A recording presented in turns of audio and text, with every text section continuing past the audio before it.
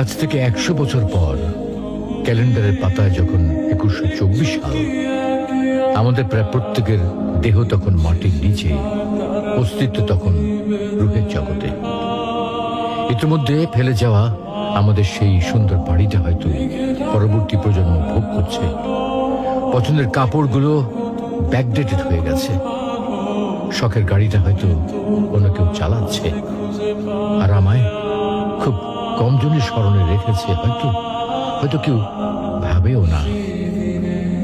হাতে তাদের সময় নেই, যাদের জন্য এত কিছু করতে করতে নিজের জীবনটাই শেষ করে দিয়েছিলাম।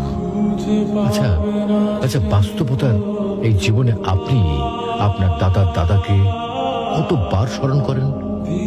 আপনার দাদির কথা আপনি কখনো কি আপনার মনে পড়ে? পৃথিবীর বুকে আজকে এই বেঁচে থাকা, এত হইচই, এত মায়া কান্না এভাবেই চলছে। গত হওয়া অসংখ্য প্রজন্মকে টপকে আমরা এই জীবন লাভ করেছি। তেমনিভাবে আগামীতে অসংখ্য প্রজন্মের ভিড়ে হারিয়ে যাবে আমাদের এই জীবন। কিন্তু খুব কম লোকই সময় পায় ফেলে যাওয়া জীবনটা একটু ফিরে দেখার।